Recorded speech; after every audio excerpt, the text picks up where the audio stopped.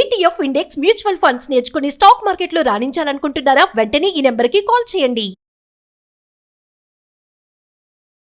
Hello, hi అండి మధు గారు. నమస్తే మేడం. సో ఇప్పుడు ఒక కేసు చూసుకుంటున్నాం చాలా రోజులుగా. మనందరూ అంటే దేశవ్యాప్తంగా దాని గురించి దేశవ్యాప్తంగానే కాదు, ఇతర దేశాలు కూడా ఈ కేసు అదేదంటే నిమిషప్రియది, యామిన్లో జరిగిన నిమిషప్రియది కేసు. తన అంటే ఉరి శిక్ష వేసే రోజే తనకి మళ్ళీ ఆ కేసు అనేది అంటే ఆ ఉరి శిక్ష అనేది వాయిదా వేయడం జరిగింది. సో ఇలాంటి కేసెస్ గురించి మనం చూసినప్పుడు అంటే ఇందులో తన హరాస్ ఫీల్ అయింది కాబట్టి మర్డర్ చేసే పరిస్థితి తనకి ఏర్పడింది అక్కడ. ఒక వ్యక్తి చేత అంటే అక్కడ ఉన్న ఒక లోకలైజ్డ్ చేత ఒక హరాస్మెంట్ కి గురైంది కాబట్టి it లీడెడ్ to murder that person. ఆ ఒక స్టేజ్ కి వెళ్ళేలాగా చేసింది. సో ఇక్కడ నా పాయింట్ ఏంటి అంటే, ఎప్పుడే కానీ ఇప్పుడు తను ఒక జాబ్ చేసుకోవడానికి వెళ్ళింది, ఇక్కడ ఒక ఫ్యామిలీని వదిలేసి, కిడ్ని వాళ్ళ హస్బెండ్ని ఫ్యామిలీని వదిలేసి తను ఒక్కతే అక్కడ వెళ్ళి జాబ్ చేసుకోవడానికి వెళ్ళిందంటే సో మనకి ఎకనామికల్గా అదో గ్రోత్ ఉంటుందనే. సో ఎవరైనా కానీ ఇలాంటివి ఏమైనా ఆఫర్స్ వచ్చినప్పుడు అంటే మిడిల్ ఈస్ట్ కంట్రీస్లో చాలాసార్లు మనం చాలా ఇన్సిడెంట్స్ వింటూ ఉంటాం. జాబ్స్కి వెళ్ళినప్పుడు వాళ్ళని అక్కడ పాస్పోర్ట్స్ పెట్టేసుకొని హరాస్ చేస్తుంటారు, కొన్ని ఇయర్స్ వరకు వాళ్ళని అక్కడే ఆపేస్తూ ఉంటారు, రానికుండా ఫ్యామిలీని కలవకుండా. చిన్న అంటే ఎంతో ఎంప్లాయిడ్ ఉన్న పీపుల్స్కి కూడా చిన్నపాటి ఉద్యోగాలు ఇచ్చేసి వాళ్ళని అక్కడే లాక్ చేయడం జరుగుతూ ఉంటుంది. అంటే ఈ కేసు ద్వారా ఏంటంటే ఇదనే కాదు, ఇట్లాంటివి ఇంతకు ముందు కూడా చాలా జరిగాయి మనకు తెలిసి. సో ఇలాంటప్పుడు ఎవరైనా మిడిల్ ఈస్ట్ కంట్రీస్కి ఆస్పైర్ చేసి జాబ్స్కి వెళ్ళాలి అనుకుంటున్న వాళ్ళు కానీ, అంటే ఇప్పుడు దుబాయ్, సౌదీ, మనకి ఇలాంటి కంట్రీస్ అన్నీ యామిన్ అయినా కానీ, సో ఇలాంటి కంట్రీస్కి వెళ్తున్నప్పుడు మన ఇండియన్స్ అక్కడ లోకలైజ్డ్ కాని వాళ్ళు ఎవరైతే వెళ్ళాలనుకున్నప్పుడు ఎలాంటి జాగ్రత్తలు తీసుకోవాలి అసలు యాక్చువల్గా? అంటే అక్కడ లాక్ అవ్వకుండా ఉండాలి, మంచిగా సంపాదించుకోవాలనే ఉద్దేశమే ఉంటుంది కాబట్టి. సో వెళ్ళిన తర్వాత అయినా కానీ వెళ్ళే ముందైనా కానీ ఎలాంటి జాగ్రత్తలు అనేది తీసుకోవాలి అసలు? మంచి క్వశ్చన్ అడిగారు మేడం, చాలా యూస్ఫుల్ క్వశ్చన్ ఇది. బేసిక్గా ఏంటంటే ప్రతి మనిషికి విదేశీ కళ అనేది ఒకటి ఉంటుంది. ఎగ్జాక్ట్లీ. నేను అక్కడికి వెళ్తే వర్క్ చేస్తే ఇక్కడికంటే బెటర్గా ఉంటాను. ఇప్పుడున్న మోడర్న్ వరల్డ్లో ఎదుగుదల అంటే ఆర్థికంగా ఎదగడమే అనుకుంటారు ఆబ్వియస్గా. సో ఫైనాన్షియల్గా నేను ఎదిగితే నా కుటుంబం బాగుపడిద్ది, నేను బాగుపడతాను, తద్వారా ఈ కంఫర్ట్స్ ఫైనాన్షియల్గా ఎదుగుతానే వాళ్ళు కిడ్స్ కి బెస్ట్ ఎడ్యుకేషన్ లైఫ్ ఇవ్వచ్చు అని చెప్పి, మంచి లైఫ్ ఇవ్వచ్చు, అండ్ ఎనీథింగ్ ఫ్యామిలీకైనా మంచి లైఫ్ అనేది ఇవ్వచ్చు అనే ఉద్దేశమే తప్ప అందరికి అదే ఉంటుంది. అయితే మేడం మనం ఒకటి ఉంటుంది, మన పెద్దవాళ్ళు ఎప్పుడు చెప్తుంటారు, కీడెంచి మేలెంచాలి అంటారు. ఎగ్జాక్ట్లీ. మనం ఎప్పుడైనా ఏదైనా పని చేస్తున్నప్పుడు, దేశం కాని దేశం వెళ్తున్నప్పుడు, మనం ఊరు కాని ఊరు వెళ్తున్నప్పుడు, మనం పక్కూరికి వెళ్తేనే మంచినీళ్ళు ఫుడ్ ఏదో పట్టుకుని వెళ్తాం. కరెక్ట్. అవును, పక్కూరు ఎందుకండి, మనం ఎక్కడైనా వేరే ప్లేస్కి వెళ్ళినా అంతే, అక్కడ లంచ్ ఉంటుందో లేదో, వాటర్ ఉంటాయో లేదో అని బాటిల్ పెట్టుకుని అంతే కదా. అలాగే మన దగ్గర ఎంత అమౌంట్ ఉందో మనం చూసుకుంటాం. అంటే బేసిక్గా మనిషి ఇవే చూస్తాడు. ఎందుకు? మన దేశంలో ఉన్నాం, మనకు చట్టపరంగా ఏ సమస్య రాదు అనేటువంటి ఒక బలమైన ధైర్యంతో ఉంటాం. కానీ ఇతర దేశాల్లో అలా కాదు. యామిన్లో జరిగిన సంఘటన ఏంటి అంటే, 2011లో వెళ్ళింది ఆమె. కరెక్ట్. యామిని వెళ్ళి అక్కడ నర్సుగా జాయిన్ అయ్యి 12లో పెళ్లి చేసుకొని అక్కడ ఆర్థిక ఇబ్బందులతోటి మళ్ళీ భర్తతో వెనక్కి వచ్చి ఒక పాప పుట్టిన తర్వాత మళ్ళీ 14లో వెళ్ళింది. కరెక్ట్. వెళ్ళి అక్కడ తను ఒక క్లినిక్ ఓపెన్ చేసింది. కరెక్ట్. ఓకే, నిమిషప్రియ గారు ఏం చేశారు అంటే ఒక క్లినిక్ ఓపెన్ చేశారు యామిని క్యాపిటల్ సనా అనేటువంటి ప్రాంతంలో. కరెక్ట్. ఎవరితో కలిసి ఓపెన్ చేసింది అంటే తలాల్ మొహిద్ అనేటువంటి ఆ వ్యక్తి, localised guy, he is also nurse, అక్కడ ట్రైన్ అయినటువంటి ఒక నర్స్ అబ్బాయి తోటి వాళ్ళు కలిసి చేశారు. వాళ్ళ మధ్య ఏం జరిగిందనేది మనం అంతగా డీప్గా వెళ్ళినా అది ఇన్ఫర్మేషన్ మనకు పూర్తిగా ఎందుకు లేదు అంటే, అక్కడ ఉన్నటువంటి మీడియా కానీ, అక్కడ ఉన్నటువంటి చట్టాలు కానీ, అక్కడ ఉన్నటువంటి ఇన్వెస్టిగేషన్ టీం కానీ ఏ విషయాన్ని కూడా రివీల్ చేయలేదు సోఫార్. ఇది మనందరికీ తెలియవలసిన విషయం. ఓకే, సో ఏం చేశారు అంటే ఆమె చంపింది, ఓవర్ డోస్ డ్రగ్ ఇచ్చేసి అతన్ని ఆమె చంపేసింది. సో చంపేసింది మాత్రమే పరిగణలోకి తీసుకున్నారు తప్ప ఎందుకు చంపింది, కాజ్ ఆఫ్ డెత్ ఏంటి, కాజ్ ఆఫ్ మర్డర్ ఏంటి అనే దాని మీద వాళ్ళు ఎప్పుడు కూడా దాని మీద పూర్తిగా Focus వాళ్ళు చేయట్లేదు. ఫోకస్ చేయలేదు. అండ్ నేను విన్నది ఏంటి అంటే అక్కడ ఉన్న చట్టాలు ఏవైనా కానీ ఫస్ట్ లోకల్ పర్సన్ కే ప్రయారిటీ ఇస్తారు. అవును అదర్ దెన్ అంటే బయట నుంచి వచ్చిన వాళ్ళకి అసలు వాళ్ళు పరిగణంలోకే తీసుకోరు, వాళ్ళు అవేవి కూడా వాళ్ళు అసలు యాక్సెప్ట్ చేయరు అని అంటున్నారు. అది నిజమా? చూడండి మేడం, ఎప్పుడైతే చట్టం బలంగా ఉంటుందో, చట్టం బలంగా అంటే రాతపూర్వకంగా కాదు, దాని అమలు. కరెక్ట్. ఎప్పుడైతే ఒక ప్రాంతంలో కానీ దేశంలో కానీ చట్టం బలంగా ఉంటుందో, దాని అమలు బలంగా ఉంటుందో, అక్కడ ఆ ఏ దేశం వ్యక్తి అయినా వ్యక్తిగానే చూస్తారు. కరెక్ట్. మన దగ్గర జర్మన్స్ వచ్చి లేకపోతే వేరే విదేశాలు వచ్చినప్పుడు ఇక్కడ 1-2 రేపు ఘటనలు జరిగినప్పుడు మన వాళ్ళకి శిక్షలు పడ్డాయి. మరి మన సిటిజనే కదా అంటే అది కాదు, ఇక్కడ చట్టం ఇంపార్టెంట్. కరెక్ట్. పర్సన్స్ కంటే కూడా ఆ దేశ వ్యక్తి ఈ దేశ వ్యక్తి అనే కాకుండా కరెక్ట్. అలా చూడకుండా మన దగ్గర ఉంటుంది. కానీ మిడిల్ ఈస్ట్ అలా లేదు. ఎందుకు లేదు అంటే ఫస్ట్ ఆఫ్ ఆల్ మనం తెలుసుకోవాల్సింది ఏంటంటే మేడం, మిడిల్ ఈస్ట్ దేశాల్లో 90% కంటే పైగా ఇస్లామిక్ షరియా చట్టాన్ని అనుసరిస్తున్నారు. అతి పురాతనమైనటువంటి షరియా చట్టాన్ని వాళ్ళు అవలంబిస్తున్నారు. అందులోనే ఎప్పటి నుంచో ఉన్న ఇస్లామిక్ రూల్స్ అన్నే వాళ్ళు వాటికి కట్టుబడి ఉన్నారు. అఫ్ కోర్స్ ఆ దేశాలన్నీ కూడా మత ప్రాతిపదికన ఏర్పడినటువంటి దేశాలు. సో మతాన్ని బేస్ చేసుకొని ఒక కంట్రీ ఏర్పడ్డది కాబట్టి ఆ మత ఆచారాలనే, ఆ మత ఆచార వ్యవహారాలనే పాటిస్తుంది. That is quite normal. దానికి మోడర్న్ సొసైటీ యాడ్ అయినప్పుడు కొంత మోడర్న్ లాని కూడా వాళ్ళు అడాప్ట్ చేసుకోవడం జరుగుతుంది. లైక్ ఈజిప్ట్ అని, తునిషియా అని కొన్ని 2-3 కంట్రీస్ ఉన్నాయి. అక్కడ స్టిల్ ఉమెన్కి కొంచెం ఫ్రీడమ్ ఇవ్వడము, చదువుకి, ఎడ్యుకేషన్కి అండ్ ఎంపవర్మెంట్కి, వర్క్ చేయడానికి వాళ్ళకి పర్మిషన్స్ ఇవ్వడం, అండ్ LGBTQ రైట్స్ కూడా అక్కడ వాళ్ళకి కల్పించడం జరుగుతుంది. సో ఓవరాల్గా ఆ దేశంలో ఆ మిడిల్ ఈస్ట్ కంట్రీస్లో జరిగేది ఏంటి అంటే ముఖ్యంగా ఇస్లామిక్ సిరియా చట్టాన్ని అమలు చేయడం. అందులో ఏముంటుంది, జెన్యున్గా చెప్పాలి అంటే ఏదైనా చట్టం మత ప్రాతిపదికన ఏర్పడితే దానికి ఒక ప్రాపర్ డెఫినేషన్ ఉండదు, దానికి ఒక ప్రాపర్ అరేంజ్మెంటు సిస్టము, దానికి ఒక ప్రాపర్ శిక్ష అమలు తీరు, అది ఎవిడెన్స్ బేస్డా లేకపోతే జస్ట్ రిలీజియస్గా దాన్ని మనం చూస్తున్నామా అనేది మాత్రం చూస్తారు. ఎగ్జాంపుల్ ఎలాంటిది అంటే ఒక టెంపుల్కి చెప్పులు వేసుకొని పోయేలాంటిది. ఒక టెంపుల్కి చెప్పులు వేసుకొని పోతే ఆ మనిషికి ఉరిశిక్ష తీయబడను అనేది ఒక రిలీజియస్ గ్రంథంలో ఉందనుకోండి, ఉరి తీసేస్తారు. కానీ నిజానికి అది క్రైమా? అంటే రిలీజియస్ బేస్డ్ చట్టాల్లో ఉండేది గట్లనే ఉంటుందండి.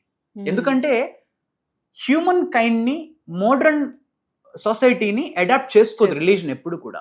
అలాంటప్పుడు మనకి చెప్పలేనే కదా, ఇప్పుడు ఎలాంటి డ్రెస్సెస్ వేసుకోవడానికైనా రెస్ట్రిక్షన్ ఉంటుంది. కాబట్టి ఈ దేశం నుంచి వెళ్ళే సిటిజన్స్ కి నేను చెప్పేది ఏంటి అంటే, మన దేశంలో స్వేచ్ఛ సమానత్వం అనేది విపరీతంగా ఉంటుంది.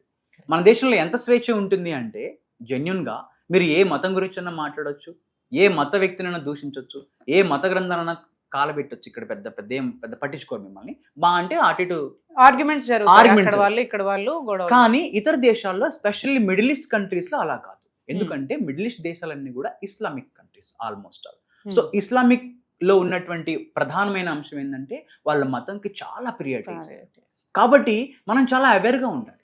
మనం డాక్యుమెంట్స్, పాస్పోర్టు, వీసా, మన ఆధార్ కార్డు, మన పాన్ కార్డు, మన బ్యాంక్ అకౌంట్ డీటెయిల్స్, ఇవన్నీ ఎంత భద్రంగా మనం పెట్టుకోవడానికి ఎంత మనం ఆసక్తి చూపుతామో, ఒక దేశం వెళ్తున్నప్పుడు అక్కడ స్థానిక చట్టాలు ఏంటి, అక్కడ ఆ చట్టంలో వాళ్ళు అవలంబిస్తున్న తీరేంటి, ఆడ పోలీసింగ్ ఎలా పనిచేస్తుంది, బ్యూరోక్రసీ ఎలా పనిచేస్తుంది, పొలిటికల్ ఆస్పెక్ట్స్ ఎలా ఉన్నాయి, వీటితో పాటు అక్కడ ఏం తినాలి, ఏం వేసుకోవాలి, ఎలా మాట్లాడాలి, టెంపుల్స్ దగ్గరికి ఎలా ఉండాలి, ఏంటి, కండిషన్స్ ఏంటి, డూస్ అండ్ డోంట్స్ ఏంటి అనే దాని మీద ఒక వ్యక్తికి పూర్తి అవగాహన ఉండాలి. ఇలాంటి జాబ్స్ వచ్చినప్పుడు ఫస్ట్ చూడాల్సింది ఇదంటారు. అంతే, ఖచ్చితంగా చూడాలి. ఎందుకంటే ఇక్కడ కల్చర్కి అక్కడ కల్చర్కి డిఫరెంట్ ఉంటుంది. కల్చర్ డిఫరెన్సెస్, అవును, లాస్ ఎలా ఉన్నాయి, పొలిటికల్స్ ఎలా ఉన్నాయి, భాష, ఫుడ్, అసలు ఇదంతా మనం ఏం చేయాలి, వాళ్ళు ఏం చూస్తున్నారు ఇక్కడ నుంచి వెళ్ళిన తర్వాత. యెమెన్ అనే దేశము హౌతీ అనేటువంటి ఒక టెర్రరిస్ట్ ఆర్గనైజేషన్ గ్రూప్ ద్వారా రన్ చేయబడుతుంది. మీరు అర్థం చేసుకోవచ్చు, ఒక దేశము ఒక టెర్రరిస్ట్ గ్రూప్ ద్వారా ఆ దేశం పరిపాలించబడుతుంది అంటే ఆ చట్టాలు ఎంత బలంగా ఉంటాయి మనం అర్థం. ఇంకా వాళ్ళు ఇంకా ఫుల్లీ రిలీజియస్ ఉంటారు, ఇంకా చాలా స్ట్రిక్ట్ గా ఉండొచ్చు. అంటే రిలీజియస్ బేస్డ్, మీరు అన్నట్టు చెప్పులు వేసుకుంటే చంపేయడం, లేదంటే షార్ట్ డ్రెస్సెస్ వేసుకున్నా ఏదైనా ఇలాంటి రిస్ట్రిక్టెడ్ అవును, డ్రెస్సెస్ అవును. వేసుకున్నా కానీ చంపేయడం ఇలాంటివి అవును. జరుగుతూ ఉంటాయేమో. అవును. ఇప్పుడు మన ఎంబసీ అక్కడ ఉంది అనుకోండి, మ్మ్, మన మ్మ్. ఎంబసీ ఉంది అక్కడ. మ్మ్. ఇప్పుడు ఎంబసీ అలా అక్కడ ఎలా వర్క్ చేస్తుంది అంటే, ఇప్పుడు ఎంబసీ కూడా అక్కడ గవర్నమెంట్ పటిష్టంగా ఉంటేనే కదా వాళ్ళతో మాట్లాడి సత్సంబంధాలు జరిపి మన సిటిజన్ రక్షించుకునేది. అవును. అసలు అక్కడ ప్రభుత్వమే పటిష్టంగా లేదనుకోండి, మ్మ్. ప్రభుత్వం పటిష్టంగా లేదు, ఎంబసీకి మాట్లాడడానికి అవకాశం లేదు. ఇక్కడ నుంచి ఈ దేశ ప్రధాని దేశ ప్రధానితోటి మాట్లాడేటువంటి ఒక సత్సంబంధం లేదనుకోండి, మ్మ్. ఎలా మనం మన సిటిజన్ రక్షించుకుంటాం? కరెక్ట్. అండ్ వాళ్ళ రిలీజియస్ చట్టాలకి బలమైనటువంటి ఆద్యం పోస్తున్నారు అనుకోండి, Hmm. వాటిని ఎక్కువ ఫాలో అవుతున్నారు అనుకోండి, మనకెలా మన సిటిజన్కి ఎలా భిక్ష పెట్టి వాళ్ళు రక్షింపబడతారు? No. సో ఇలాంటి కొన్ని టెక్నికల్ ఇష్యూస్ ఉంటాయి. బేసిక్గా ఇక్కడున్న జనాలు ఏమనుకుంటారు అంటే, మోడీ గారు ఫోన్ చేయట్లేదనో లేకపోతే ఇంకెవరో ట్రై చేయట్లేదనో అనుకుంటారు. Correct. మనం తప్పకుండా ప్రయత్నం చేస్తాం, కానీ ఎప్పుడైనా సరే అంతర్జాతీయంగా ఒక అగ్రిమెంట్ ఉంటుంది. అదేంటి అంటే, అక్కడ ఉన్నటువంటి స్థానిక చట్టాలను మనం గౌరవించాలి. ఆడ అది ఎలా ఉన్నా దొంగతనం కానీ. అంతే. ఆడ ఇప్పుడు ఫర్ ఎగ్జాంపుల్ ఖతార్ అనే దేశంలో దొంగతనం చేస్తే చేతులు తీసేస్తారు ఎగ్జాంపుల్. ఓకే. సో ఆడ చేతులు తీసేస్తారు కదా అని ఇండియన్ పోయి అక్కడ దొంగతనం చేస్తే, మా వాడి చేతులు మీరు తీయొద్దు అంటే కుదరదు. అక్కడ చట్టం పాటించాల్సింది. అక్కడ చట్టం వాళ్ళు పాటిస్తే అది మనం గౌరవించాలి. ఎందుకంటే అది అక్కడ సెటప్, ఆ దేశం యొక్క అది ప్రాపర్ గా ఉన్నా లేకపోయినా. ఎగ్జాక్ట్లీ అది ఎలా ఉందనేది నీకు నచ్చపోవచ్చు. Hmm. ఇప్పుడు ఒక రిలీజన్ లో ఉన్న రూల్స్ ఇంకో రిలీజన్కి నచ్చపోవచ్చు, ఒక దేశంలో ఉన్న రూల్స్ ఇంకో దేశానికి నచ్చపోవచ్చు. అవి నచ్చకున్నా అల్టిమేట్ గా ఫాలో అవ్వాల్సిందే, దాన్ని మనం గౌరవించాల్సిందే మేడం. కరెక్ట్. అది మాత్రం చాలా అంటే ఇప్పుడు ఇలాంటి ఇన్సిడెంట్స్ జరిగినప్పుడు ఎప్పుడైనా కానీ ఇలాంటి ఇన్సిడెంట్స్ ఏమైనా జాబ్స్ కోసం జరిగినప్పుడు చాలా మందికి భయం వేస్తుంది అక్కడికి వెళ్తే ఇలాంటి పరిస్థితి ఫేస్ చేయాల్సి వస్తూ ఉంటుందని. సో మెయిన్ గా ఇంకా సింపుల్ అంటే ఇప్పుడు అంటే ఎడ్యుకేటెడ్ ఉన్న వాళ్ళు లాస్ చూస్తారు, పొలిటికల్ చూస్తారు. అలా కాకుండా చాలా మంది అన్ఎడ్యుకేటెడ్ పర్సన్స్ ఇక్కడ జాబ్స్ కి లేకుండా ఉండే వాళ్ళు, అంటే డ్రైవర్స్ అనో లేదంటే చిన్న చిన్న పనులు చేసుకునే వాళ్ళు వెళ్ళాలి అనుకుంటారు. వాళ్ళు ఏం చూడొచ్చు అంటారు అసలు? మేడం ఇక్కడ మనం గమనించాల్సింది ఏంటంటే, చాలా మంది ఈ మిడిల్ ఈస్ట్ కంట్రీకి వెళ్ళే వాళ్ళలో ఎక్కువ కార్మికులు, ఆ టైపు మనుషులే మనకు డ్రైవర్స్ కానీ చిన్న చిన్న ఉద్యోగులు, కార్పెంటర్ వర్క్, వెల్డింగ్ వర్క్, ఇలాంటి వాళ్ళే ఈ దేశం నుంచి ముఖ్యంగా వెళ్తారు. అందులో ముస్లిమ్స్ ఉంటారు, హిందువులు ఉంటారు, రకరకాల జాతుల వారు ఉంటారు. That is different. ఇప్పుడు వీళ్ళంతా వెళ్ళిన తర్వాత ఫస్ట్ ఎంబసీలో రిపోర్ట్ చేస్తారు. ఓకే, ఎంబసీ ద్వారానే వెళ్తారు. ఎవరు వెళ్ళినా కూడా, ఏ దేశానికి వెళ్ళినా కూడా ఎంబసీ ద్వారానే వెళ్తారు. వెళితే ఆ డాటా అంతా కూడా ఎంబసీ దగ్గర ఉంటుంది. సో ఎప్పుడైనా మనం ఈ దేశం నుంచి పరాయి దేశానికి పక్కనున్న నేపాల్కి వెళ్ళినా, భూటాన్కి వెళ్ళినా, మనకి వీళ్ళకి వీసా ఇవన్నీ అవసరం ఉండదు, ఆధార్ కార్డు ఉంటే పోవచ్చు. అయినా కూడా మనం ఎంబసీతో మాట్లాడాలి. ఎంబసీ హెల్ప్ లైన్ నెంబర్లు ఉంటాయి. యా, ఖచ్చితంగా ఎంబసీతో మాట్లాడి మీ వివరాలు చెప్పాలి. మీకు నిజంగా ప్రాబ్లం అయితే ఎంబసీతో కాంటాక్ట్ అవ్వాలి. మీరు అన్నారు ఇందాక, వాళ్ళని కార్మికులుగా మార్చేసి అన్నం పెట్టకుండా, సంవత్సరాల తరబడి ఇంటికి వెళ్ళనీయకుండా చిత్రహింసలు పెడుతున్నారు. అవును, ఎక్కడో ఒక డిజర్ట్లో ఒక పెద్ద ఎడారిలో వాడికి ఒక ఫ్యాక్టరీ ఉంటుంది, తీసుకువెళ్తాడు, అక్కడ పడేస్తాడు. వాళ్ళకు ఈ దేశంలో ఉన్న జనాలతో వాళ్ళకి ఏం పని? వాళ్ళకి మెర్సీ ఉండదు. ఇప్పుడు వాళ్ళకి they are not kind hearted. Correct. అదే సౌదీలో, అదే ఖతార్లో ఉద్యోగస్తుల్ని బాగా చూసుకునే వాళ్ళు ఉన్నారు. అదే సౌదీ, అదే మిడిల్ ఈస్ట్ కంట్రీస్లో ఉద్యోగుల్ని హింసించే వాళ్ళు ఉన్నారు. హింసకు గురైనప్పుడు మనం ఎక్కడ ఎవరిని అప్రోచ్ అవ్వాలి అనేది ప్రప్రథమంగా తెలుసుకోవాలి. సో ఎంబసీని మనం అప్రోచ్ అవ్వాలి. At the same time Indian embassy నెంబర్లు పెట్టుకోవాలి వెళ్ళే ముందు. ఎగ్జాక్ట్లీ. ఓకే, అంటే ఇక్కడ ఒకరు ఉంటారు ప్రతినిధి, అక్కడ ఒకరు ఉంటారు. ఇక్కడ మనం విదేశాంగ శాఖ ఉంటుంది, విదేశాంగ శాఖ హెల్ప్ లైన్ నెంబర్లు మనకు సైట్లో దొరుకుతాయి. సో విదేశాంగ శాఖ హెల్ప్ లైన్ నెంబర్లు తీసుకొని మనకు జరుగుతున్నది ఎప్పటికప్పుడు వాళ్ళకి సమాచారం చేరవేయాలి విత్ ఎవిడెన్స్. ఇంకా బాగుంటుంది. సో ఇట్లా చేస్తే అక్కడి నుంచి మనం ఆ ఊబిలో నుంచి బయటపడే అవకాశం ఉంటుంది. సో ఇన్ సింపుల్ వర్డ్, ఇప్పుడు లే పర్సన్ ఎవరన్నా వెళ్ళాలి అనుకుంటే ఒక సింగిల్ లైన్ లో వాళ్ళు ఏం చూసుకుని వెళ్ళాలి అసలు, యాక్చువల్గా భయపడకుండా వెళ్ళాలి అని అనుకుంటే? ఎగ్జాక్ట్లీ మేడం, ఫస్ట్ నేను స్పష్టంగా చెప్పేది ఏంటి అంటే, వై యు ఆర్ గోయింగ్, మీరు అక్కడికి ఎందుకు వెళ్తున్నారు, వెళితే మిమ్మల్ని తీసుకెళ్తున్న ఆర్గనైజర్ ఎవరు, ఏ కంపెనీ తరపున వెళ్తున్నారు, ఆ కంపెనీ ఇండియాలో రిజిస్టర్ అయి ఉందా లేదా, అది ఫేక్ కంపెనీనా లేక, ఇది చాలా ఇంపార్టెంట్. మిమ్మల్ని తీసుకున్న ఏజెంట్కి అథారిటీ ఉందా, మిమ్మల్ని తీసుకెళ్తున్న ఏజెంట్కి ఒక లైసెన్స్డ్ ఏజెంటా కాదా తెలుసుకో. లైసెన్స్డ్ ఏజెంటా కాదా అంటే ఇక్కడ వర్క్ చేసేవాడా లేకపోతే అక్కడి కోసం వర్క్ చేసేవాడా? ఇక్కడ నుంచి అక్కడికి మనుషులు రవాణా చేసేవాడు. ఎలా వెళ్తున్నారు, మీరు ఎవరి మాధ్యం ద్వారా వెళ్తున్నారు, ఉమ్, ఉమ్, అతని డాటా కూడా మీ దగ్గర ఉండాలి. ఉమ్. ఎందుకంటే మెయిన్ అతనే అతనికి తెలుసు మిమ్మల్ని ఎవరికి అప్పు చెప్తున్నాడు అనేది, అవును. అతనికి తెలుసు మీరు ఏ పని కోసం వెళ్తున్నారు అనేది. సో మీకు ఇతని ఇన్ఫర్మేషన్ ఉండాలి. ఇతని ఇన్ఫర్మేషను మీరు ఏ పోలీస్ స్టేషన్ నుంచి అయితే వెళ్తున్నారో మీ పోలీస్ స్టేషన్ పరిధిలోకి, ఫర్ ఎగ్జాంపుల్ నేను మియాపూర్ పోలీస్ స్టేషన్ పరిధిలోకి వస్తాను, నేను అబ్రాడ్ వెళ్తున్నాను, మిడిల్ ఈస్ట్ వెళ్తున్నాను, I should inform my police Exactly. నేను పలానా రోజు పలానా చోట వెళ్తున్నా అని చెప్పేసి డీటెయిల్స్ ఇవ్వాలి. నన్ను తీసుకెళ్తున్న ఆర్గనైజర్ ఈతను అని చెప్పేసి డీటెయిల్స్ ఇవ్వాలి. అలా ఇవ్వడం వల్ల అసలు మనం వెళ్తూనే మార్గ మధ్యంలోనే మిస్ అయ్యి హ్యూమన్ ట్రాఫిక్ కి గురయ్యి మనుషుల్ని అమ్మినటువంటి సందర్భాలు చాలా ఉన్నాయి ఈ సినారియోలో. సో అసలు ఖతర్ దాకా చేరుకోవడం కాదు, మధ్యలోనే అమ్మేశారు. ఈ పేరుతోటి వాళ్ళు అక్కడ జాబ్స్ అనే పేరుతో ఎంతో మనుషుల అక్రమ రవాణా అంటారు. ఎగ్జాక్ట్, ఖచ్చితంగా ఆ టాపిక్ వచ్చినప్పుడు మాట్లాడుకుందాం. మనుషుల అక్రమ రవాణాలో ఇది కూడా పార్ట్. మీకు దుబాయ్ లో జాబ్ ఇప్పిస్తామని చెప్పేసి 10 మంది తీసుకొని పోవడం, అమ్మేయడం. ఎక్కడ యాడ్నో సోమాలియాలోనో లేకపోతే ఇంకేదో కంట్రీలో అమ్మేస్తే వాడు ఒక డెన్ లో కూర్చొని వాడితో రకరకాల క్రైమ్లు చేపేయడం, డ్రగ్స్ చేపేయడం, బంగారు గనుల తవ్వకాలు చేపేయడం, డ్రగ్స్ తయారు చేపేయడం, ఇలాంటివన్నీ వాడు ఒకవేళ బయటకు వచ్చేమని చేద్దామంటే అక్కడ లోకల్ చట్టాలు యాక్సెప్ట్ చేయవు. సో ఇలాంటివి చాలా రకమైనటువంటి ఒక పెద్ద మాఫియా నడుస్తుంది. సో ముందు ఎక్కడైనా మనం బయటికి వెళ్లే ముందు ఇలాంటి ప్లేసెస్ కి ఎగ్జాక్ట్లీ మన లోకల్ పోలీస్ కి ఇన్ఫర్మేషన్ ఇవ్వాలి. తప్పకుండా మన లోకల్ పోలీస్ కి ఇన్ఫర్మేషన్ ఇవ్వాలి. ఎవరి ఏజెంట్ ద్వారా వెళ్తున్నామో ఆ ఏజెంట్ వివరాలు మీ దగ్గర పూర్తిగా ఉండాలి. అవి మీ పేరెంట్స్ కి, మీ కుటుంబ సభ్యులకి చెప్పాలి. ఏజెంట్ తో పాటు ఏ కంపెనీ అక్కడి నుంచి మనం రిసీవ్ చేసుకున్న కంపెనీ ఉంటుంది, కరెక్ట్, వాళ్ళ వివరాలు మళ్ళీ మనం మన పోలీసు వాళ్ళకి ఇవ్వాలి. మన పోలీస్ స్టేషన్ లో ఇవన్నీ మనం ఇవ్వాలి, ఖచ్చితంగా ఇవ్వాలి. పోలీసు పక్కాగా ఉంటేనే వెళ్ళాలంటారు. పక్కాగా ఉంటేనే వెళ్ళాలి. డబ్బు కోసమో దేనికోసమో మనం ఎప్పుడు కూడా కక్కుర్తి పట్టి వెళ్ళకూడదు. ఎందుకంటే చట్టంతో పని. ఒకసారి వెళ్ళాము అంటే రావడం చాలా కష్టం.